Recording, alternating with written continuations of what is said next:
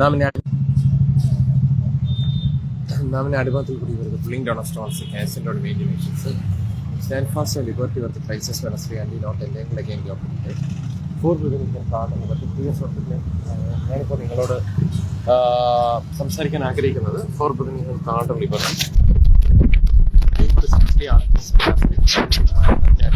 വരുത്. ഇന്ന് നമുക്ക് ചില കാര്യങ്ങൾ പഠിക്കാം. ഫോർ വിധം കാണും പറ്റി അതുപോലെ തന്നെ നമുക്ക് എന്താണ് ഇസ്ലാം മത വിമർശനം, അതുപോലെ തന്നെ പിന്നത്തേലെ സനാതന ധർമ്മ വിമർശനത്തേക്ക് നമുക്ക് പഠിക്കാം. ഫോർ വിധം കാണും ലിബർട്ടി വാറെ good warfare politics and good concerns നമ്മെ അടിമത്തിൽ കുടിപ്പോരുത് പുള്ളിംഗ് ഡൗൺ ഓഫ് സ്റ്റോൺസ്. ഇന്നലെ നമ്മൾ പറഞ്ഞെന്താണ് ശരിക്കും പറഞ്ഞു കഴിഞ്ഞാൽ പിന്നെ ഇസ്ലാം മതം എന്തുമാത്രം ക്രൂരവും പൈശാചികമാണെന്നുള്ള അർത്ഥത്തിൽ നമ്മൾ പറഞ്ഞു നിർത്തി.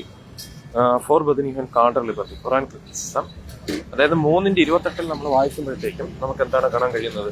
3:28 സത്യവിശ്വാസികളല്ലാതെ സത്യനിഷേധികളെ മിത്രങ്ങളാക്കി വെക്കരുത്. അങ്ങനെ വല്ലവനും ചെയ്യുന്ന പക്ഷം പിന്നെ എന്താണ് അവരുടെ ദേവൻ, അതായത് ആ പുള്ളിയായിട്ട് എന്താണ് അവന് യാതൊരു ബന്ധവുമില്ല, നിങ്ങൾ അവരോട് കരുതലോടെ വർത്തിക്കുന്നതിലല്ലാതെ എന്നൊക്കെ പറയുന്നുണ്ട്.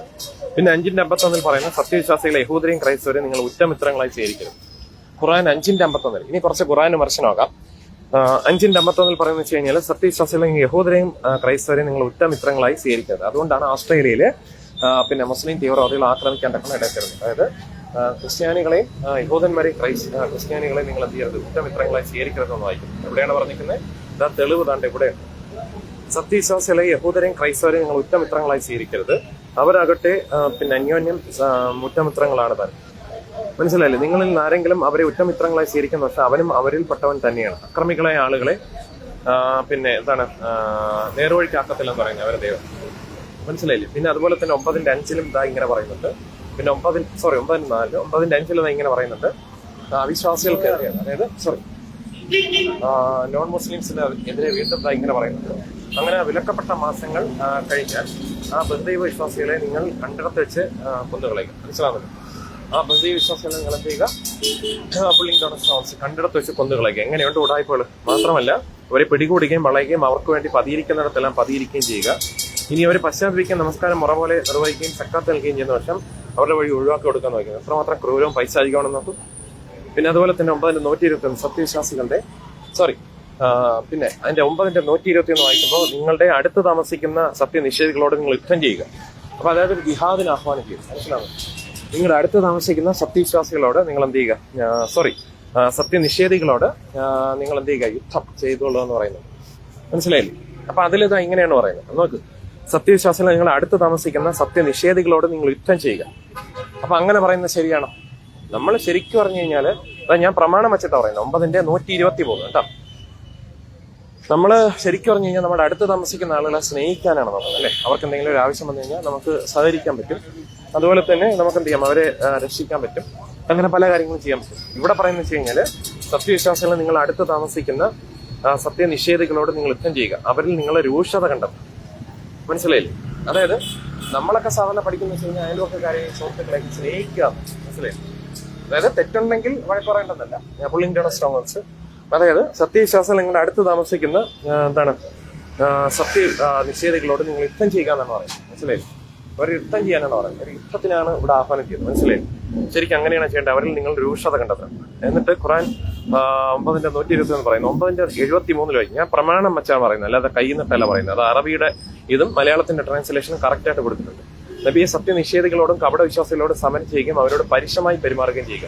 അവർക്കുള്ള സങ്കേതം നരകമത്രേ, ചെന്ന് ചേരുവാനുള്ള ആ സ്ഥലം വളരെ ചീത്ത തന്നെ എന്നാണ് എഴുതി വെച്ചിരിക്കുന്നത്. ഓ നബി, സത്യനിഷേധികളോടും കപടവിശ്വാസികളോടും നീ സമരം ചെയ്യുകയും അവരോട് പരുഷമായി പെരുമാറുകയും ചെയ്യുക. അവരുടെ സങ്കേതം നരകമാകുന്നു, എത്തിച്ചേരാനുള്ള ആ സ്ഥലം എത്രയോ ചീത്ത എന്ന് വായിക്കുന്നു. മനസ്സിലായില്ലേ? എന്നാൽ നമ്മുടെ കർത്താവായ യേശു ക്രിസ്തു എന്താണ് our one lord and Jesus Christ പറഞ്ഞെന്താണ്? ഫോർ ബദനിഹൻ കാണ്ടർ ലിബർട്ടി മേരി ആജ്ഞ ഇഹി ജൈസാ മേമനെ തുംസെ പ്രേം രഖാ വൈസാ ഹി തും ഭി ഏക ദൂസരെ സെ പ്രേം രഖോ. ഞാൻ നിങ്ങളെ സ്നേഹിച്ചിരിക്കുന്നുള്ള നിങ്ങളും തമ്മിൽ സ്നേഹിക്കണം എന്നാണ് എന്റെ കൽപ്പന. This is my commandment that you love one another as I have loved you. മനസ്സിലായില്ലേ? മേൽ പറഞ്ഞതിന്റെ റെഫറൻസ് എന്ന് വെച്ച് കഴിഞ്ഞാൽ യോഹന്നാൻ 13:12. മനസ്സിലായില്ലേ? ഇനി 9:111 വീണ്ടും ഇസ്ലാം മതത്തിന്റെ ഉടായ്പകൾ എന്ത് ചെയ്യും പറഞ്ഞിരിക്കുന്നു. മനസ്സിലായില്ലേ? 9:111 പറഞ്ഞിരിക്കുന്നു. 9:111 ഇങ്ങനെ പറഞ്ഞിരിക്കുന്നു. മനസ്സിലായില്ലേ? അതായത് പിന്നെ എന്താണ് ശരിക്കും പറഞ്ഞു കഴിഞ്ഞാല് അവരുടെ ദേഹങ്ങളും അവരുടെ ധനവും, മനസ്സിലായില്ലേ, ധനവും അള്ളാഹു വാങ്ങിയിരിക്കുന്നു, അവരുടെ ദേവൻ. അപ്പൊ ഇങ്ങനെ പൊട്ടിത്തെറിക്കാനും നമ്മുടെ ഇപ്പോഴത്തെ കൺസെപ്റ്റ് പറഞ്ഞു കഴിഞ്ഞാൽ ഇങ്ങനെ ആസ്ട്രേലിയ ആക്രമിക്കാനും, ആസ്ട്രേലിയയിൽ യഹൂദന്മാരെ ആക്രമിക്കാനും, അതുപോലെ തന്നെ ബോംബിടുവാനും, പിന്നെ അതുപോലെ തന്നെ എന്താണ് ശരിക്കും പറഞ്ഞു കഴിഞ്ഞാൽ എന്താണ് പിന്നെ ആൾക്കൂട്ടത്തിലേക്ക് കാറും ട്രക്കും പിടിച്ചു കയറ്റി ആളുകളെ കൊല്ലിക്കുവാനും, പഹൽഗാമിൽ ആക്രമണം നടത്തുവാനും, അതുപോലെ തന്നെ ചെങ്കോട്ട സ്ഫോടനം നടത്തുവാനും, അതുപോലെ തന്നെ മറ്റ് പല പല കാര്യങ്ങൾ ചെയ്യുവാനും, അതുപോലെ തന്നെ ബസ് അപകടം, കാർ അപകടം എന്നുവേണ്ട അങ്ങനെയുള്ള പല അപകടങ്ങൾ വരുത്തുവാനും, അതായത് ജിഹാദ് വരുത്തുവാൻ വേണ്ടി അവരെന്ത് ചെയ്യുന്നു? ഈ പുസ്തകമാണ് അവർ ആഹ്വാനം ചെയ്യുന്നത്. ഈ പുസ്തകമാണ് ഇപ്രകാരമുള്ള തിന്മകളുടെ എന്താണ് സോഴ്സ്, മനസ്സിലായില്ലേ? അതുകൊണ്ട് ഈ പുസ്തകത്തെയാണ് എന്ത് ചെയ്യേണ്ടത്? അൺഫോളോ ചെയ്യേണ്ടത്. ഫോർ ബന്ധനി റിസർച്ചിന് വേണ്ടി പഠിക്കുന്നത് നല്ലതാണ്, വിമർശനത്തിന് വേണ്ടി പഠിക്കുന്നത് നല്ലതാണ്. അതുകൊണ്ട് ഈ പുസ്തകത്തെയാണ് അൺഫോളോ ചെയ്യേണ്ടത്. ഈ പുസ്തകമാണ് അവരുടെ സോഴ്സ് എന്ന് പറയുന്നത്, മനസ്സിലായില്ലേ? ഇത്തരം കാര്യങ്ങൾ ചെയ്യാൻ, ഈ ദീനപ്രവൃത്തികൾ ചെയ്യാനായിട്ടുള്ള സോഴ്സ് എന്ന് പറയുന്നത് പുസ്തകമാണ്. നോക്ക്, പുസ്തകം നോക്ക്, മനസ്സിലായില്ലേ? പുസ്തകമാണ് അതിന്റെ സോഴ്സ്, മനസ്സിലായില്ല? അത് മറ്റൊന്നുമല്ല. ഒരു പുസ്തകം നോക്കിയാണ് അങ്ങനെ പല കാര്യങ്ങളും ചെയ്യുന്നത്, മനസ്സിലായില്ലേ? അതുകൊണ്ട് ഈ പുസ്തകത്തെ നമ്മൾ അൺഫോളോ ചെയ്താൽ മതി. പിന്നെ അതുപോലെ തന്നെ എന്താണ് ശരിക്കും പറഞ്ഞു കഴിഞ്ഞാൽ തീർച്ചയായും പിന്നെന്താണ് പിന്നെ അവരുടെ പിന്നെന്താണ് ദേഹങ്ങളും അവരുടെ ധനവും എന്നാണ് പറഞ്ഞിരിക്കുന്നത്. അവരുടെ ദേഹം എന്തിനു വേണ്ടിയിട്ടാണ്? ഇവരതിനെ മിസ്യൂസ് ചെയ്യണം. അതായത് പൊട്ടിത്തെറിക്കാനുള്ള ദേഹം പോലെ അവരെന്ത് ചെയ്യുന്നതാണ് കാണുന്നത്. അതായത് അന്യരെ തകർക്കാനും സ്വയം നശിക്കാനും വേണ്ടി പൊട്ടിത്തെറിക്കാൻ വേണ്ടിയിട്ടാണ് അവരെന്ത് ചെയ്യുന്നത്? അവരുടെ ദേഹത്തെ ഉപയോഗിക്കുന്നത്. അതുപോലെ തന്നെ ധനം എന്ന് വെച്ച് കഴിഞ്ഞാൽ മുസ്ലിം സ്ഥാപനങ്ങളുടെ ധനം അവർ ജിഹാദിന് വേണ്ടിയാണ് ഉപയോഗിക്കുന്നത്, മനസ്സിലായില്ലേ? മുസ്ലിം സ്ഥാപനങ്ങളുടെ ധനം എന്ന് വെച്ച് കഴിഞ്ഞാൽ ജിഹാദ് എന്ന് വെച്ച് കഴിഞ്ഞാൽ അവർ മാത്രം രക്ഷപ്പെട്ടാൽ മറ്റുള്ള ആളുകളൊന്നും ബിസിനസ്സിൽ പച്ചപിടിക്കാൻ പാടില്ലെന്ന് പറഞ്ഞിരിക്കുന്ന ഒരു അസൂയ മനോഭാവം. അതായത് മറ്റുള്ളവർ രക്ഷപ്പെടാൻ പാടില്ല, താൻ മാത്രം രക്ഷപ്പെട്ടാൽ മതി. അതായത് അവരുടെ മതത്തിലുള്ളവർ മാത്രം രക്ഷപ്പെട്ടാൽ മതി, ധനപരമായിട്ട് കയറി ആധിപത്യം പുലർത്തുക എന്നുള്ള ഒരു മനോഭാവം. അതായത് ധനം എന്ന് വെച്ചാൽ എന്താണ്? അങ്ങനെ കിട്ടുന്നുള്ള ധനം അപ്പുറത്തെ ക്രിസ്ത്യാനിയുടെ ഹിന്ദുവിന്റെയും പിന്നെ കച്ചവടം മുടക്കിയിട്ട് എല്ലാ ധനം അവർക്ക് കിട്ടിക്കഴിഞ്ഞാൽ എന്ത് ചെയ്യും? ഒരു പിന്നെ ഹലാല് ജിഹാദ് പോലെ ആയിക്കഴിഞ്ഞാൽ ബാക്കിയുള്ളവർക്ക് ഉപജീവനം ഇല്ലാതാവും, എല്ലാ ധനവും അവർക്ക് വന്നു ചേരും. അപ്പൊ ആ ധനമെല്ലാം തീവ്രവാദത്തിന് വേണ്ടി ഉപയോഗിക്കും. അപ്പൊ അതിന് ഉള്ള റെഫറൻസ് 9:115. പിന്നെ ജോസഫ് മാഷിന്റെ ഒക്കെ കൈ വെട്ടിക്കളയാലോ, മനസ്സിലല്ലേ? അത് അവരുടെ പ്രമാണ ഗ്രന്ഥത്തിൽ കർമ്മശാസ്ത്രത്തിൽ എഴുതിക്കുന്നത്. ഞാൻ ഖുറാൻ പഠിച്ചിട്ടാണ് വിമർശിക്കുന്നത്, അല്ല ചുമ്മാ പഠിക്കാതല്ല. വി ഡി സതീശനെ പോലെ അല്ല, മനസ്സിലല്ലേ? ഒരു കാര്യം വിമർശിക്കുന്നപ്പോൾ ആദ്യം പഠിക്കുക, മനസ്സിലായില്ലേ? ഒരാൾ നമ്മളോടൊരു ചോദ്യം ചോദിച്ചു കഴിഞ്ഞാൽ എന്ത് ചെയ്യണം? കഴിവതും നമ്മൾ ഒരു കാര്യം പഠിച്ചിട്ട് നമ്മൾ പറയുന്നത് കുറച്ചുകൂടെ നല്ലതാണ്. പിന്നെ അതുപോലെ തന്നെ 8:12 എന്ന് വായിച്ചു നോക്കൂ. അവിടെ നമ്മൾക്ക് കാണുന്ന വെച്ച് കഴിഞ്ഞാൽ നിന്റെ രക്ഷിതാവ് മലക്കുകൾക്ക് ബോധനം നൽകിയിരിക്കുന്ന സന്ദർഭം ഓർക്കും, മനസ്സിലാകുന്നു. 8:12 അങ്ങനെ പറയുന്നത്. അതായത് സൂറ 8:12 നോക്കൂ. അവിടെ ഇതാ ഇങ്ങനെ പറഞ്ഞിരിക്കുന്നത്. ഇത് ഞാൻ കൈന്നിട്ട് പറയുന്നില്ല, ഖുർആനിലുള്ള കാര്യമാണ് പറഞ്ഞിരിക്കുന്നത്. എന്താണ് വായിക്കുന്നത്? കണ്ണുണ്ടായ പോലെ കാണണം, അതേപോലെ ചെവി ഉണ്ടായ പോലെ എന്ത് ചെയ്യണം? കേൾക്കണം, മൂക്കുണ്ടായ പോലെ മണക്കണം, മനസ്സിലായില്ലേ? നിന്റെ രക്ഷിതാവ് മലക്കുകൾക്ക് ബോധനം നൽകിയിരിക്കുന്ന സന്ദർഭം ഓർക്കുക, ഞാൻ നിങ്ങളുടെ കൂടെ ഉണ്ട്. അതിനാൽ സത്യവിശ്വാസങ്ങൾ ഉറപ്പിച്ചെടുത്തുക. മുസ്ലിങ്ങൾ ഉറപ്പിച്ചെടുത്തുക, മുസ്ലിമാത്ത് വിശ്വസിക്കാത്ത, അതായത് സത്യനിഷേധികളുടെ മനസ്സുകളിൽ ഞാൻ ഭയമിട്ട് കൊടുക്കുന്നതാണ്. എന്നാൽ ബൈബിൾ എന്താണ് വായിക്കുന്നത്? ഭീരുത്വത്തിന്റെ ആത്മാനല്ല, ശക്തിയുടെയും സ്നേഹത്തിന്റെയും സുബോധത്തിന്റെ ആത്മാനത്ര കോടി സേഫിൽ ദൈവം നമുക്ക് നൽകിയത്. നാം പിന്നെയും ഭയപ്പെടേണ്ടതിന് ബന്ധനത്തിന്റെ ആത്മാനല്ല, അബ്ബാ നൽകുന്ന സൺഷിപ്പിന്റെ ആത്മാനത്ര എന്താണ് പ്രാപിച്ചത് ഫ്രീലി എന്നാണ്. എന്താണ് when we are reading Bible, ഇവിടെ നമ്മൾ വായിക്കുന്നത് അതിനാൽ കഴുത്തുകൾക്കും ഇതേ നിങ്ങൾ എന്ത് ചെയ്യുക? എന്താണ്? വെട്ടിക്കൊള്ളുക, മനസ്സിലായില്ലേ? ഇവിടെ എന്താണ് പറഞ്ഞിരിക്കുന്നത്? ഞാനല്ല ഇത് എഴുതിയത്, ഞാൻ പ്രിന്റ് ഔട്ട് എടുത്തുകൊണ്ടാണ് വന്നിരിക്കുന്നത്. അവരുടെ ഗ്രന്ഥത്തിലുള്ള എക്സ്പോസ് ചെയ്യുന്നതേ ഉള്ളൂ. നമ്മൾ ശരിക്കും പറഞ്ഞാൽ നിൽക്കേണ്ടത് പിന്നെ സത്യത്തിന്റെ ഭാഗത്താണ്, മനസ്സിലായില്ലേ? ഇപ്പോൾ റിലീജിയന്റെ ഭാഗത്തല്ല, സത്യത്തിന്റെ ഭാഗത്താണ് നിൽക്കേണ്ടത്. ഇവിടെ ഇതെന്താണ് എക്സ്പോസ് ചെയ്യുന്നത് നോക്കും, മനസ്സിലായില്ലേ? ചില യുക്തിവാദികൾ പറയുമല്ലോ, നമ്മൾ യുക്തിപൂർവ്വം ചിന്തിക്കണം അല്ലേ? അപ്പൊ യുക്തിപൂർവ്വം ചിന്തിക്കണം. അപ്പൊ ഇവിടെ നമ്മൾ നോക്കുമ്പോഴത്തേക്കും എന്താണ് പിന്നെ ഇവിടെ വായിക്കുന്നത്? കണ്ണുറന്ന് വായിക്കാം, വേണമെങ്കിൽ ഇത് എഴുതിയെടുത്തോണ്ട് വെക്കുക. 8:12 സൂറ 8:12, മനസ്സിലായില്ലേ? അതിനാൽ ചുമ്മാതല്ല കുറെ മുസ്ലിംസ് എക്സ് മുസ്ലിംസ് ആയിട്ട് മാറുന്നത്. അതിനാൽ കഴുത്തുകൾക്ക് മീതെ നിങ്ങൾ വെട്ടിക്കൊള്ളുക. എങ്ങനെയുണ്ട് നോക്ക്? കഴുത്തുകൾക്ക് മീതെ നിങ്ങൾ വെട്ടിക്കൊള്ളുക, അവരുടെ വിരലുകളെല്ലാം നിങ്ങൾ വെട്ടിക്കളയുകയും ചെയ്യുക. ശരിക്കും ഈ പ്രമാണ ഗ്രന്ഥം അനുസരിച്ചല്ലേ ജോസഫ് മാഷിനൊക്കെ കിട്ടി? അവർ പറഞ്ഞു ഞമ്മന്റെ ഗ്രന്ഥത്തിലുള്ളത് നമ്മൾ ചെയ്തു, അത്ര തന്നെ. ഖുറാൻ കയ്യിലിരുന്ന പല ക്രിസ്ത്യാനികൾ ഹിന്ദുക്കളായിട്ടുള്ളവരെ വല്ലപ്പോഴൊക്കെ വായിക്കണേ, മനസ്സിലായില്ല? അങ്ങനെ വായിച്ചു കഴിഞ്ഞാൽ ഇവരെ നമുക്ക് എന്ത് ചെയ്യാൻ പറ്റും? നന്നായിട്ട് എക്സ്പോസ് ചെയ്യാൻ പറ്റും. ഇവരെ എക്സ്പോസ് ചെയ്യാൻ പറ്റുവാണെങ്കിൽ അവരുടെ ഒരാളെ നമ്മൾ വിമർശിക്കണം. ഒരു പ്രതിഭാഗം വക്കീലാണെങ്കിൽ, പിന്നെ ഒരു വാദിഭാഗം വക്കീലാണെങ്കിലും, പിന്നെ ഒരു കോർട്ടിലാണെങ്കിൽ ഡിഫെൻഡ് ചെയ്യണമെങ്കിൽ ശരിക്കും എന്ത് ചെയ്യണം? ആ ഓപ്പോസിറ്റ് പാർട്ടിയുടെ കയ്യിലിരിക്കുന്ന ഗ്രന്ഥം ഏതോ ടിസഡ് വരെ നന്നായിട്ട് വായിച്ചാൽ മാത്രമേ നമുക്ക് അവിടെ എന്തെങ്കിലും പറയാൻ പറ്റുള്ളൂ. നമുക്കിഷ്ടമല്ലാത്ത ഒരാളാണ് എന്ന് പറഞ്ഞിട്ട് കാര്യമില്ല. വ്യക്തികളോട് നമുക്കൊരു വിരോധമില്ല. നമുക്കിഷ്ടപ്പെടാത്ത ഒരു ഇസമാണെങ്കിൽ കൂടി നമ്മൾ എന്ത് ചെയ്യുക? പഠിക്കുക. പഠിച്ചാലല്ലേ നമുക്ക് അതിനെ നന്നായിട്ട് വിമർശിക്കാൻ പറ്റുള്ളൂ. ആദ്യം പഠിക്കുക. നമ്മൾ ഫോളോ ചെയ്യുന്നില്ലേ എന്നുള്ള പിന്നത്തെ കാര്യം, മനസ്സിലായി? അപ്പൊ ഇവിടെ വായിക്കുന്ന വെച്ച് കഴിഞ്ഞാൽ കഴുത്തുകൾക്ക് മീതെ, അതായത് പിന്നെ അതിനാൽ കഴുത്തുകൾക്ക് മീതെ നിങ്ങൾ വെട്ടിക്കൊള്ളുക. കഴുത്തുകൾക്ക് മീതെ വെട്ടാനാണ് പറഞ്ഞിട്ടുള്ളത്, ചുമ്മാതല്ല. ജോസഫ് മാഷിന്റെ കൈയും കാലും കട്ട് ചെയ്ത്. ഇവരുടെ കർമ്മഗ്രന്ഥത്തിൽ അങ്ങനെയാണ് പറഞ്ഞിരിക്കുന്നത്. ഞാൻ ഭയമിട്ട് കൊടുക്കുന്നതാണ്. എന്നാൽ ബൈബിൾ എന്താ പറയുന്നത്? ഭീരുത്വത്തിന്റെ ആത്മാനല്ലെന്ന് വായിക്കുന്നു. അതിനാൽ കഴുത്തുകൾക്ക് മീതെ നിങ്ങൾ വെട്ടിക്കൊള്ളുക. എങ്ങനെയുണ്ട്? 8:12 മനസ്സിലായില്ലേ? ഇവിടെ അന്തിക്രിസ്തുവിനെ തേടി റോമിലും പോളണ്ടിലും പണ്ട് ശ്രീനിവാസൻ പറഞ്ഞ പോലെ പോളണ്ടിനെ കുറിച്ച് മാത്രം നീ ഒരൊറ്റ അക്ഷരം പറയും. നിങ്ങൾ പോളണ്ടിലോ റോമിലോ പാപ്പയെ മാർപ്പാപ്പയെ വെടിപ്പാപ്പയോ അങ്ങനത്തെ ഒരു പാപ്പയെ നോക്കണ്ട. ആന്റി ക്രൈസ്റ്റിനെ കണ്ടെങ്കിൽ നേരെ തിരുമല ജംഗ്ഷനിലോട്ട് വാ. ഇപ്പൊ വന്നേ ഫോട്ടോ എടുത്തോണ്ടോ, മനസ്സിലായി? എന്റെ ഇടതുവശത്ത് നിൽക്കുന്നതാണ് ആന്റി ക്രൈസ്റ്റ്. സംശയം ഉണ്ടെങ്കിൽ വിശ്വസിച്ചെങ്കിൽ വിശ്വസിച്ചാൽ മതി. എന്റെ നേരെ ഇടതുവശത്ത് ഒരു അങ്കിൾ ഇപ്പൊ റോഡ് ക്രോസ് ചെയ്യുന്നില്ല, അതിന്റെ ഇടതുവശത്തോട്ട് നോക്കിയാൽ മതി. മനസ്സിലായില്ല? അതാണ് ആന്റി ക്രൈസ്റ്റ്. മനസ്സിലായില്ലേ? കയറി സെൽഫി ഒന്നും എടുത്തുള്ള ആന്റി ക്രൈസ്റ്റിന്റെ എതിർവശം ആരാണെന്ന് കാണണമെങ്കിൽ നേരെ തിരുമല ജംഗ്ഷനിലോട്ട് വന്നാൽ ഞാൻ കാണിച്ചു തരാം. അതാണ്ട് തൊട്ട ഇടതുവശത്ത് ഇപ്പൊ നല്ല പൊക്കത്തിനുള്ള കെട്ടിടമാണ്. മനസ്സിലായില്ലേ? അറബിയിലൊക്കെ എന്തോ എഴുതി വെച്ചിട്ടുണ്ട്. അങ്ങോട്ട് നോക്കിക്കഴിഞ്ഞാൽ കാണാം എതിർവശം ആരാണെന്ന്. അപ്പൊ അതുകൊണ്ട് ഫാദറിനെ സണ്ണിനെ നിഷേധിക്കുന്നവൻ തന്നെ എതിർവശമാണെന്ന് പറയുന്നത്.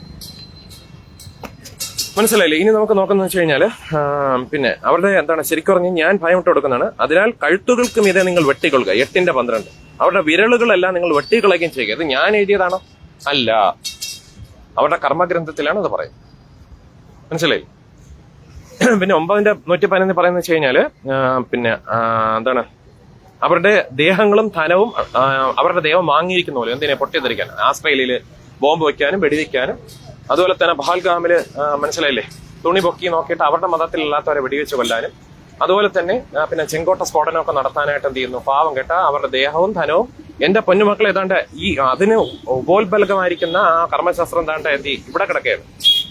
ഇതനുസരിച്ചാണ് അവരെന്ത് ചെയ്യുന്നത്? ജോസഫ് മാഷിനെ കൈവെട്ടിയത്. മനസ്സിലായില്ലേ? ന്യൂമാൻ കോളേജിലെ ആ പാവം മാഷ് PT കുഞ്ഞമ്മദ് എന്ന് പറയുന്ന ഒരാളാണ്. ഇവരെയൊക്കെ എക്സ്പോസ് ചെയ്യുന്നതുകൊണ്ട് എനിക്ക് ഒരു കുഴപ്പമില്ല. എന്റെ വല്യമ്മേരെ കുഞ്ഞമ്മേരെ മക്കളല്ല. ഞാൻ ഇലക്ഷൻ മത്സരിക്കുന്നുണ്ട്. അവരെ ചെലവിലല്ല കഴിയും. ദിലീപിന്റെ ചെലവിലും അല്ല കഴിയും. കാവ്യമാധവന്റെ ചെലവിലും അല്ല കഴിയും. എനിക്ക് പിന്നെ ഒരു ദിവസം ജീവിച്ചാലും നമ്മൾ ലയണിനെ പോലെ ജീവിക്കാം, സിംഹത്തെ പോലെ ധൈര്യശാലിയായിട്ട് ജീവിക്കും. ഈ ഭൂമിയിൽ നമ്മൾ കുറെ കാലം മനസ്സിലായില്ല പിന്നെ അടിമയായിട്ട് ഇങ്ങനെ നിൽക്കുന്നതിനേക്കാളും ഭേദം ഒരു ദിവസം ധൈര്യമായിട്ട് ജീവിക്കുന്നതല്ല നല്ലത്. മനസ്സിലായില്ലേ? മറ്റുള്ളവന്റെ ആട്ടും തൂക്കും കേട്ട് ഇങ്ങനെ ഒരുമാതിരി അടിമത്തത്തിൽ ജീവിക്കുന്നതിനേക്കാളും ഭേദം ഉറച്ച് ധൈര്യത്തോടെ ഉള്ളത് തുറന്നു പറയുക. വഴക്ക് പറയേണ്ടത് വഴക്ക് പറയുക, പേഴ്സണലായിട്ട് പറയേണ്ട പേഴ്സണലായിട്ട് പറയുക. ആദ്യം പേഴ്സണലായിട്ട് പറഞ്ഞു നോക്കുക. കേട്ടില്ലെങ്കിൽ എന്ത് ചെയ്യണം? ഇവൻ ഹിന്ദു പുരാണത്തിൽ പോലും പറയുന്ന എന്താണ്? സാമം ദാനം ഭേദം ദണ്ണം എന്നാണ്. ആദ്യം ദണ്ണം അല്ല. മനസ്സിലായി? നേരെ മറിച്ച് നമ്മൾ ഒരു ഇന്റർവ്യൂവിന് പോകുമ്പോൾ എങ്ങനെ ഇരിക്കണം? എക്സ്ക്യൂസ് മീ മോളെ എടാ ഇന്റർവ്യൂവിന്റെ റൂം എവിടെയാടാ? അവിടെ നമ്മൾ ആ രീതി പെരുമാറും. ഒരു ഹോസ്പിറ്റലിൽ പോകുമ്പോൾ ആ രീതി ഒരു സർജറിക്ക് നിൽക്കുന്ന പേഷ്യന്റ് അടുത്ത് നമ്മൾ തിരുമല ജംഗ്ഷനിൽ പറയും പോലെയാണ് പറയുന്നത്. അത് സമയം, കാലം, വ്യക്തികൾ, ആള്, തരം ഒക്കെ നോക്കണം. നമുക്ക് ബുദ്ധിയിൽ നമ്മൾ ശിശുക്കളാവില്ല. മനസ്സിലായി? നമ്മൾ ശക്തിയിൽ മാത്രമല്ല നമുക്ക് കുറച്ച് ബുദ്ധി തന്നിട്ടുണ്ട് അല്ലേ? ആ ബുദ്ധി എന്ത് ചെയ്യണം? പ്രായോഗികമായ ബുദ്ധി ഉപയോഗിക്കണം. ഒരു കോടതി ചെന്നുമ്പോൾ എന്ത് ചെയ്യണം? യുവർ ഓണർ, അങ്ങനെയാണ് ഇങ്ങനെയാണ് യുവർ ഓണർ. അത് വേറെ രീതി. വീട്ടിൽ വരുമ്പോൾ വേറെ രീതി. നമ്മൾ വീട്ടിൽ ഉറങ്ങാനിരിക്കുന്നത് വേറെ രീതി. ഒരാളെ ഡിബേറ്റിന് നമ്മൾ ഡിബേറ്റിൽ പങ്കെടുക്കുമ്പോൾ അത് മറ്റൊരു രീതി. ഒരു മെഡിക്കൽ സ്റ്റോറിൽ വർക്ക് ചെയ്യുമ്പോൾ അത് വേറെ രീതി. ഒരു കസ്റ്റമറിനെ പിടിക്കാൻ വരുമ്പോൾ ഹലോ എക്സ്ക്യൂസ് മീ എന്താ വേണ്ടത്? ഇതാണല്ലേ ഇപ്പൊ തരാം കേട്ടോ. അത് കഴിക്കുമ്പോൾ എല്ലാം മാറുവേ. അത് വേറെ രീതി. അവിടെ നിന്ന് പുറത്തിറങ്ങി കഴിഞ്ഞാൽ വേറെ രീതി. അപ്പൊ പറയണം ശരി. അതായത് ഞാൻ ഇതായിട്ട് പറയുന്നില്ല, എനിക്കറിയുന്നുള്ള ഒരാള് അവിടെ ഞാൻ പണ്ടൊരു സാധനം സൂക്ഷിക്കാൻ കൊടുത്തപ്പോഴത്തേക്കും ആദ്യത്തെ 2 ദിവസം അവർ സ്വീകരിച്ചു. 3-ാം ദിവസം അവർ പറഞ്ഞ് പറ്റത്തില്ലെന്നുണ്ട്. അപ്പൊ അതിൽ നിന്ന് നമുക്ക് കിട്ടുന്ന ഗുണപാഠം എന്താണ്? നമ്മൾ അവരുടെ മുഖം കറക്കുന്നതിന് മുമ്പേ നമ്മൾ എന്ത് ചെയ്യണം? അവിടെ നിന്ന് മാറണം. അതാണ് നമുക്കുള്ള ഗുണപാഠം. അവരെ കൊണ്ട് പറയിപ്പിക്കാൻ ഇടയാക്കൽ. ആളുടെ പേരൊന്നും പറയുന്നില്ല. അപ്പൊ അവരുടെ തെറ്റല്ലേ, എന്റെ തെറ്റാണ്. കാരണം എന്ത് ചെയ്തു? അവരെ വീണ്ടും ട്രസ്റ്റ് ചെയ്തു, അതായത് അവരെ വിശ്വസിച്ചു എന്ന് പറയുന്നതാണ് തെറ്റ്. പക്ഷെ അവർ ആ 2 ദിവസം നമ്മുടെ മെറ്റീരിയൽ വെച്ചില്ല. അതിനൊരു നന്ദിയുള്ളവരുമായിരിക്കണം. അത് തീർച്ചയായിട്ടും ഉണ്ട്. അത് എപ്പോഴും ഉണ്ട്. ആ നന്ദി ഉണ്ടായിരിക്കും എന്ന് പറഞ്ഞുകൊണ്ട് ഉള്ള കാലം നമ്മൾ അവരെ എന്ത് ചെയ്യരുത്? നമ്മുടെ കയ്യിരിക്കുന്ന പിന്നെ പേഴ്സോ കൊടയോ വടിയോ തടിയോ പിന്നെ വിഗ് മുടിയോ ഒന്നും അവരെ വെച്ച് ഭാരപ്പെടുത്തരുത്. അവർ മുഖം ചുളിക്കുന്നതിന് മുമ്പ് തന്നെ കഴിവതും എന്ത് ചെയ്യണം? നമ്മൾ അവിടുന്ന് വിടുന്നതാണ് നല്ലത്. പക്ഷെ സോറി കേട്ടോ, എനിക്ക് ചില അനുഭവത്തിൽ കൂടെയാണ് നമ്മൾ ചില കാര്യങ്ങൾ പഠിക്കുന്നത്. അപ്പൊ അതുകൊണ്ട് മറ്റൊരു ഗുണമുണ്ട്. അവരും ഇതുപോലെ എന്തെങ്കിലും തരുമ്പോഴത്തേക്കും നമ്മൾ എന്ത് ചെയ്യണം? നമ്മുടെ മാക്സിമം നമ്മൾ സപ്പോർട്ട് ചെയ്യണം. നമുക്ക് ഇഷ്ടമില്ലാത്ത പറയാൻ നമുക്കുണ്ടല്ലോ സ്വാതന്ത്ര്യം. മറ്റേ പറയാടാ എങ്ങനെയാടാ അവരെ മൊത്തമാക്കി പറയും. പക്ഷെ അപ്പൊ നമ്മൾ എന്ത് ചെയ്യും? അവര് നമ്മളടുത്ത് പറഞ്ഞത് അപ്പൊ നമുക്ക് പറഞ്ഞൂടെ? അപ്പൊ നമുക്കുണ്ട് ഒരു ബാലവട്ടം അങ്ങോട്ടും ഇങ്ങോട്ടുണ്ട്. Pulling down stones. അപ്പം സമൂഹത്തിൽ നിന്നൊക്കെയാണ് പല കാര്യങ്ങളും പഠിക്കുന്നത്. എല്ലാ കാര്യങ്ങളും നമുക്ക് സ്കൂളിൽ നിന്ന് പഠിക്കാൻ ഒക്കത്തില്ല അല്ലേ? എല്ലാ കാര്യങ്ങളും സ്കൂളിൽ നിന്ന് പഠിക്കാക്കോ? ചില അനുഭവങ്ങളിൽ കൂടെയാണ് നമ്മൾ എന്ത് ചെയ്യുന്നത്? പഠിക്കുന്നത് അല്ലേ? ഫോർ ബദനിഹോൻ കാണണം പറ്റി എന്ന് പറഞ്ഞിട്ട് നമുക്ക് അവരുടെ ഫ്രണ്ട്ഷിപ്പ്, അവരോട്ടുള്ള ഫ്രണ്ട്ഷിപ്പ് നമുക്ക് തകരാൻ പറ്റും? ഇല്ല. അവരോട്ടുള്ള ഫ്രണ്ട്ഷിപ്പ് ഒന്നും നമ്മൾ എന്ത് ചെയ്യുന്നില്ല, കളയുന്നില്ല. ഇനി ഖുർആനില് സ്ത്രീകളെ എങ്ങനെയാണ് കാണുന്നത്? ഖുർആനില് സ്ത്രീകളെ കാണുന്ന അടിമകളായിട്ടാണ്. എങ്ങനെയാണ്? ഇനി അടുത്ത വിഷയം, സ്ത്രീകളെ എങ്ങനെയാണ് കാണുന്ന അടിമകളായിട്ട്. സൂറ അത് അങ്ങോട്ടൊക്കെ സ്ക്രീനിലോട്ട് നോക്കുവാനെ, മക്കളെ നോക്കണേ, ചക്കരൂ വാവേ നോക്കണേ. നോക്ക 5:87. സത്യവിശ്വാസികളെ അള്ളാഹു നിങ്ങൾക്ക് അനുവദിച്ചെന്ന വിശിഷ്ട വസ്തുക്കളെ നിങ്ങൾ നിഷിദ്ധമാക്കരുത്. എന്താണ് വിശിഷ്ട വസ്തു എന്നല്ലേ? ബോംബ്, പടക്ക്. പണ്ട് ഒരു പരസ്യം ഉണ്ടായിരുന്നു, സ്കൂളിൽ പോയി അച്ഛൻ ചെഞ്ചിലും മച്ചുരിയുമ്പോ പുതിയ ബാഗ്, പുതിയ ഉജിപ്പ്, പിന്നെയോ എന്നിട്ടാണ് മഴ മഴ കുട കുട എന്റെ പുഞ്ഞാജ കൊജിയ. എന്നിട്ട് എന്ത് ചെയ്യും? എന്റെ പുഞ്ഞാജ കൊജിയ എന്ന് പറഞ്ഞിട്ട് സെന്റ് ജോർജ് കുടകൾ. മഴ മഴ കുട കുട, മഴ വന്നാൽ പോപ്പിക്കുട, ഡക്കി ഡക്കി. അടിപൊളി. ആ പരസ്യം കേട്ടില്ലേ? അങ്ങോട്ട് കേട്ടാ, ഇങ്ങോട്ട് പറഞ്ഞേ. പരസ്യം പിന്നെ കേൾക്കാം, വേവിച്ചരമേ. സത്യവിശ്വാസികളെ അള്ളാഹു നിങ്ങൾക്ക് അനുവദിച്ചു തന്ന വിശിഷ്ട വസ്തു. എന്താണ് വിശിഷ്ട വസ്തു എന്നറിയാമോ? പടക്ക്, ബോംബ്, ബെൽറ്റ് ബോംബ്, പിന്നെ അന്യനെ വെട്ടിക്കൊല്ലുന്നത്, വടിവാള്, വെട്ടോത്തി, പിന്നെ രക്തം, ചോര, പിന്നെ ആംബുലൻസ് തകർക്കല്, പിന്നെ ജിഹാദി യുദ്ധം, മാപ്പിള ലഹള, ഇതൊക്കെയാണ് വിശിഷ്ട വസ്തുക്കൾ കേട്ടോ.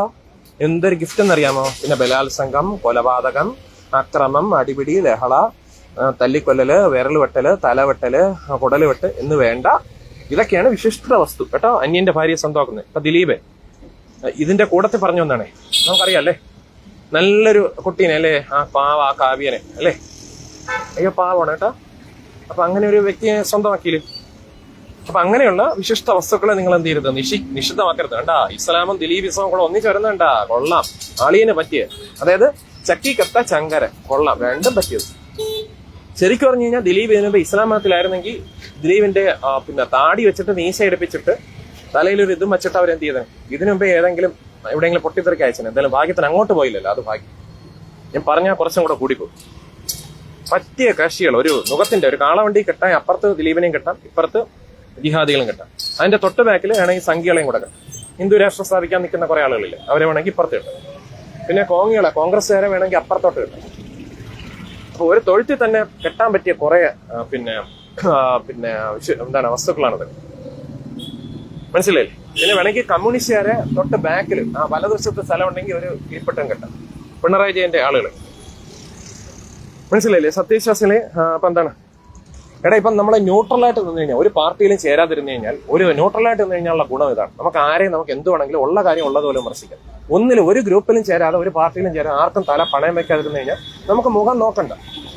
ഉള്ളത് വ്യക്തികളോട് സ്നേഹമുണ്ട്, പിന്നെ അവരുടെ കർമ്മശാസ്ത്രത്തെയും തെറ്റായ കർമ്മശാസ്ത്രത്തെയും ഉള്ളതുപോലെ നമുക്ക് എന്ത് ചെയ്യാം, വിമർശിക്കാൻ പറ്റും. അപ്പൊ എന്താണ്? അപ്പം വിശിഷ്ട വസ്തുക്കളെ നിങ്ങൾ നിഷിദ്ധമാക്കരുത്, നിങ്ങൾ പരിധി ലംഘിക്കുകയും ചെയ്യരുത്. പരിധി ലംഘിക്കുന്നവരെ അള്ളാഹു ഒട്ടും ഇഷ്ടപ്പെടുകയില്ല. ഉണ്ടോ? പരിധി ലംഘിക്കല്ലേ. എന്താണ് പരിധി? ഇവര് ഭൂരിപക്ഷം ആയിക്കഴിഞ്ഞാൽ മറ്റാളുകളെ വെട്ടിക്കൊല്ലുക.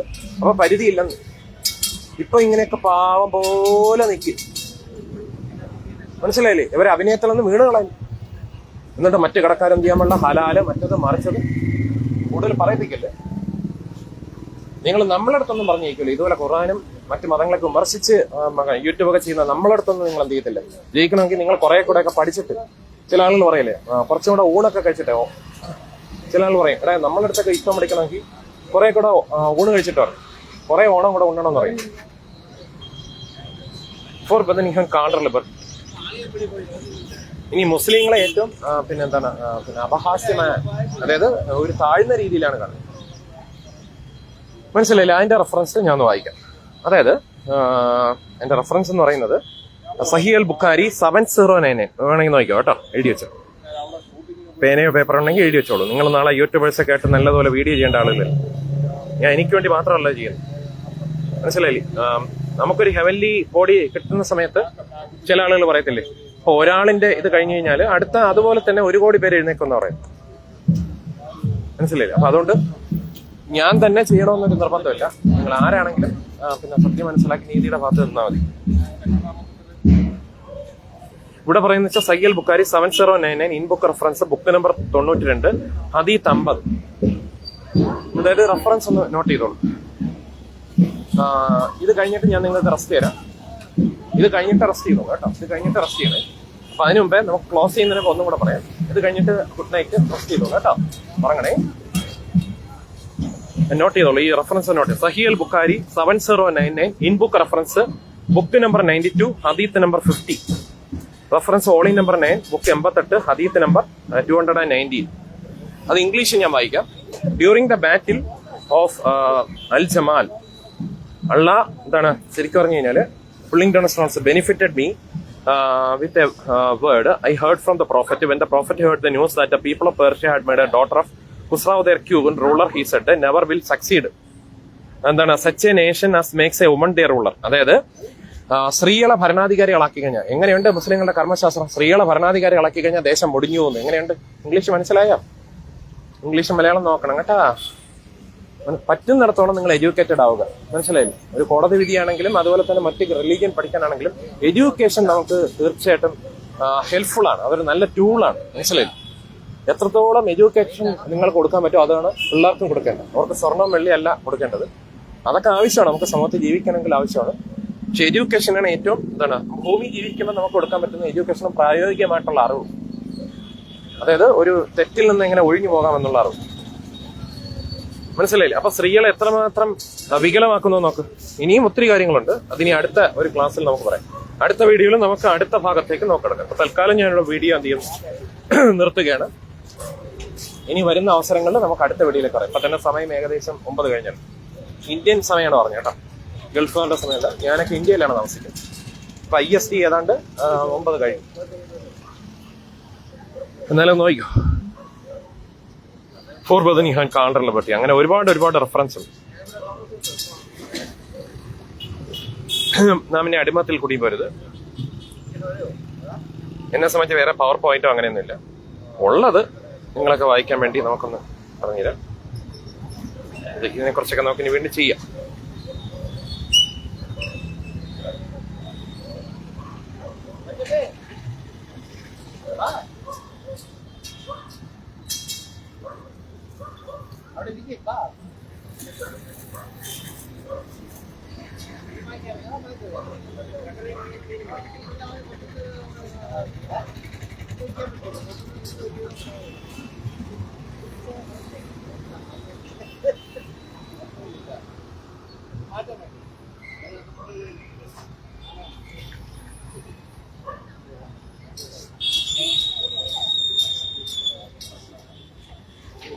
സ്ത്രീകൾ എവിടെ പറയുന്നത്, പിന്നെ എവരുടെ ഗ്രന്ഥത്തെ പറയുന്നത് 2:221 പറയുന്ന കൃഷിയിടം എന്നാണ്. മനസ്സിലായില്ലേ? സ്ത്രീകളെ പറയുന്നത് എന്താണ്? കൃഷിയിടം. അപ്പൊ സ്ത്രീകൾക്ക് എത്രമാത്രം അവഗണനയും പിന്നെ നെഗ്ലിജൻസും തരം താഴ്ത്തലുമാണ് ഈ മതം കൊടുക്കുന്നതെന്നോ മനസ്സിലായി. അപ്പൊ അതുകൊണ്ട് തീർച്ചയായിട്ടും ഇതൊരു ഡെമോക്രാറ്റിക് അല്ല, സ്ത്രീ സപ്പോർട്ടിങ് മതമല്ല, മാത്രമല്ല സ്ത്രീകളെ ഇകഴ്ത്തുന്ന ഒരു മതമാണ്, സ്ത്രീകളെ ഡിസ്റെസ്പെക്ട് ചെയ്യുന്ന ഒരു മതമാണ്, അടിമത്ത മതമാണ്, മറ്റു മതക്കാരെ കൊല്ലാൻ പറയുന്ന മതമാണ്. അപ്പൊ പ്രേക്ഷകർ തന്നെ ചിന്തിക്കുക ഇത് എന്താണെന്നുള്ളത്. ഇവർ കാണുമ്പോൾ ചിരിച്ചൊക്കെ നടക്കും. മനസ്സിലായില്ലേ? അതുകൊണ്ട് ഒരു ഡിസ്റ്റൻസ് കീപ്പ് ചെയ്ത് വന്നു കഴിഞ്ഞാൽ വീടും കടയും പിന്നെ കുടയും ഒക്കെ എന്ത് ചെയ്യും? സുഖമായിട്ടിരിക്കും. കാണുമ്പം ഒന്ന് ഒരു ഹാഫായിട്ട് അങ്ങ് ചിരിച്ചാൽ മതി. അതിങ്ങനെ കൂടുതൽ അടുപ്പിക്കാനും കുടുംബ രഹസ്യങ്ങളോ കുടുംബത്തിൽ ആരൊക്കെ ഉണ്ടെന്നോ പറയാനൊന്നും പോകണ്ട. അല്ലെങ്കിൽ എല്ലാ രഹസ്യങ്ങളും അങ്ങ് തവിയെടുത്ത് വിളമ്പി കൊടുക്കണേ. ഇവരുടെ അടുത്തൊന്നും പറയാൻ പോലും ഒരു ഡിസ്റ്റൻസ് ഇട്ട് നിൽക്കുക. അപ്പൊ വലിയ കുഴപ്പമില്ല. ഫോർ ബദനി ഹൻ കാലണ്ടറിൽ പറ. മനസ്സിലായില്ലേ? ഞാൻ ആ അർത്ഥത്തിലല്ല പറഞ്ഞത്. ഇപ്പൊ ഒരു കടയില് പിന്നെ പല മതത്തിലുള്ളവർ കാണാം, അവരെ കുറിച്ചല്ല പറഞ്ഞത്. ഈ ഖുർആൻ അന്ധമായിട്ട് വിശ്വസിച്ച് മീശ എടുത്തിട്ട് താടി മാത്രം വയ്ക്കുന്ന കുറെ ആളുകളുണ്ടല്ലോ. ഇതില് അല്പം പോലും വെള്ളം ചേർക്കാത്ത കടുത്ത മുസ്ലിങ്ങൾ, അങ്ങനെയുള്ളവര്, അങ്ങനെ അല്ലാത്തവർ, ഇതിലൊന്നും ഇല്ലാത്ത യുക്തിവാദികൾ, എക്സ് മുസ്ലിം ആയിട്ടുള്ള എത്ര പേരുണ്ട്? മനസ്സിലായില്ലേ? എക്സ് മുസ്ലിം ആയിട്ടുള്ള എത്ര പേരുണ്ട്? അവരൊന്നും ഈ ഖുർആനിലൊന്നും അധികം അന്ധമായിട്ട് വിശ്വസിക്കാത്ത ആളുകൾ. അവരെയൊക്കെ നമുക്ക് വിശ്വസിക്കും. എന്നാൽ ഇത് കണ്ടിന്യൂസ് ആയിട്ട്, ഇത് കഠിനമായിട്ട് ഫോളോ ചെയ്യുന്നവരെ കാര്യമാണ് പറഞ്ഞത്. അല്ലാതെ ഒരു കടയിൽ നിൽക്കുമ്പം നമ്മൾ അവരെ അങ്ങനെ കാണണമെന്നല്ല പറയും. അവിടെ നമ്മൾ ഒരു സഹോദരങ്ങളെ പോലെ, ഏകോദര സഹോദരങ്ങളെ പോലെ ഒന്നിച്ചെന്ന് കാണും. അപ്പൊ എന്തായിരുന്നാലും ഇന്ത്യൻ സമയം അനുസരിച്ച്, ഇന്ത്യൻ സ്റ്റാൻഡേർഡ് ടൈം അനുസരിച്ച് ഏകദേശം 9 മണി കഴിഞ്ഞിട്ട് ഏകദേശം 9:05 കഴിഞ്ഞ് ഏകദേശം സംതിങ് ആയിരിക്കും. അപ്പൊ ഇനി ഉറങ്ങാനുള്ളവർ കാണും. അതുപോലെ തന്നെ മറ്റു രാജ്യങ്ങളിലൊക്കെ ചിലപ്പോൾ പകലായിരിക്കും, ജോലിക്ക് പോകാനുള്ളവർ കാണും. അതുപോലെ തന്നെ യൂറോപ്പിലേക്ക് ആകുമ്പോൾ ക്വസ്റ്റ്യൻ പേപ്പറും പരീക്ഷയും സെക്കൻഡ് ടൈം എക്സാം ഒക്കെ കഴിഞ്ഞു വന്നവർ കാണും. അപ്പം നന്നായിട്ട് കിടന്ന് ഉറങ്ങുക, ഉറങ്ങി തള്ളിക്കളയില്ല കേട്ടോ. നാളെ രാവിലെ എഴുന്നേക്കുള്ളതാണ്, പരീക്ഷ ഉള്ളവരൊക്കെ പഠിക്കുക. എന്തായാലും പഠിക്കുന്ന കൂട്ടത്തിൽ ഇതും കൂടെ ഒന്ന് പഠിച്ചേക്കുക. ഈ വീഡിയോ മറ്റുള്ളവർക്ക് ഷെയർ ചെയ്യുന്ന ഉപകാരമാണെങ്കിൽ അവർക്കും കൂടെ ഒന്ന് ഷെയർ ചെയ്ത് കൊടുത്തേക്ക് കേട്ടോ. ശാന്തവട്ടൊക്കെ കഴിക്കട്ടോ, പുട്ടും പഴം എന്തെങ്കിലും വരവേക്കാൻ കഴിക്കും. അപ്പൊ തൽക്കാലം നമുക്ക് നിർത്താം. നമുക്ക് now may the lord of peace himself give peace always in everything lord be with you. അതായത് സമാധാനം ഉണ്ടാവട്ടെ എന്ന് നമുക്ക് ആശംസിക്കാം. അപ്പൊ ദേ പോയി ദാ വന്നു എന്ന് നമ്മള് സുരേഷ് കേൾക്കപ്പെട്ട് പറഞ്ഞു. നമ്മള് ദേ പോയി ദാ വന്നു, നമുക്ക് വീണ്ടും കാണാം, അതുവരെ തൽക്കാലം എന്താണോ ശുഭരാത്രി ശുഭനിദ്ര എന്നൊക്കെ പറയത്തില്ലേ, അതുപോലെ സുഖമായിട്ട് കിടന്നുറങ്ങുക, ശുഭമായിട്ട് എന്ത് ചെയ്യുക, ജീവിക്കും.